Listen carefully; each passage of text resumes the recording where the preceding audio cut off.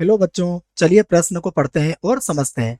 मान लीजिए कि a बराबर 1 2 3 कॉमा b बराबर 4 5 6 7 तथा कोई फलन है 1 4 2 5 3 6। ए से बी में एक फलन है तो सिद्ध कीजिए कि f क्या होगा, एक एक ही होगा। ठीक है, तो हमें इस फलन को एक एक ही सिद्ध करना है। तो एक एक ही सिद्ध करने से पहले बच्चों हमें ये पता होना चाहिए कि एक एक ही क्या होता है। तो इस प्रश्न की मुख्य अवधारणा में हम क्या करेंगे, इसी बात को लिखेंगे। तो प्रश्न की देखिए मुख्य अवधारणा देखिए क्या होगी। तो मुख्य अवधारणा जिसमें हम देखेंगे कि एक एक ही फलन क्या होते हैं। ठीक है, तो मुख्य अवधारणा में देखिए एक एक ही, कोई भी फलन एक एक ही कब होता है, जब प्रांत के प्रत्येक अवयव का, प्रांत के जो भी अवयव है हमारे पास, प्रांत के प्रत्येक अवयव का केवल एक प्रतिबिंब विद्यमान हो। ठीक है ना, ये इसकी परिभाषा होगी, प्रतिबिंब विद्यमान हो। ठीक है बच्चों, ये होता है एक एक ही विद्यमान हो। तो ये हमने एक एक ही की परिभाषा लिख ली। ठीक है, जब प्रांत के प्रत्येक अवयव का केवल एक प्रतिबिंब विद्यमान हो। अब देखो यहां पर क्या दिया है, तो जो दिया है हम पहले उसे लिख लेते हैं।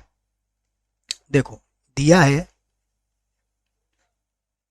फलन हमारा ए से बी में परिभाषित है, तो फलन का जो प्रांत है वो क्या है, देखो प्रांत है हमारे पास 1 2 और 3। ठीक है बच्चों, और इसका जो सह प्रांत है जिसकी हमें इस प्रश्न में तो आवश्यकता नहीं है लेकिन लिख लेते हैं। तो सह प्रांत क्या है हमारे पास, 4 5 6 और 7।